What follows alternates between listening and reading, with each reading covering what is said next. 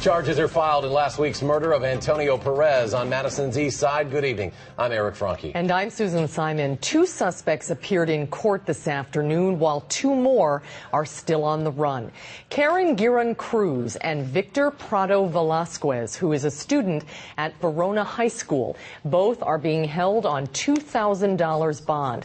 Prosecutors say Giron Cruz drove the vehicle while the other suspect looked for rival gang members. At first, the victim and witnesses were saying, we don't claim anything, we don't declare anything, until a gun came out. And then after a couple of more questions, finally the victim says what gang he's associated with, and it is a rival gang. Giron Cruz, by the way, and Prado Velasquez are being held on $200,000 bond.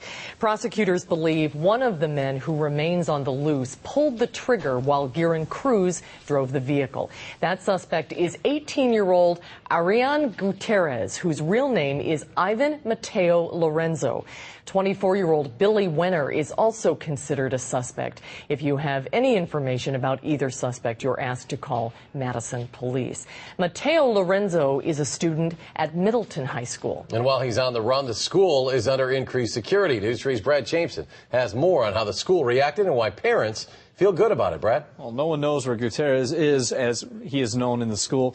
No one knows where he is right now. And until it's safe, the Middleton Cross Plains School District isn't taking any chances that he could come back to campus. We don't have any information that there's any specific threat against Middleton High School. With the suspect in last week's suspected gang murder still on the loose, security has been elevated at Middleton High School. We just wanted to be proactive so that we were doing everything we can to minimize any threats to our safety of our students. Only the school's front door is being used, and everyone entering the building is being checked.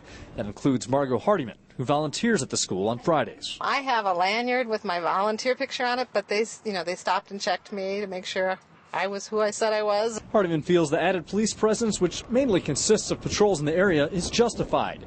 Neither she or other parents she knows are overly concerned. They're trying to make it as safe as possible for kids, but, we're a suburb of Madison, so, whatever happens in Madison is going to happen here, too. Students don't seem to mind either, aside from walking around the school to re-enter the building after gym class. How long we'll continue with these security measures really hasn't been determined yet. We'll work with, we have been working with the Middleton and Madison police, and we'll continue to work with them and ultimately together determine when we'll be able to, go back to normal. Now, Verona School District is doing some of the same things at its high school, but at the Middleton School District, they say police do not expect the suspect to return to school grounds, and they feel any sort of retaliation would not occur there either. During today's court hearing, the prosecution says it believes both suspects currently loose, including the Middleton student, may be leaving the country if they haven't already.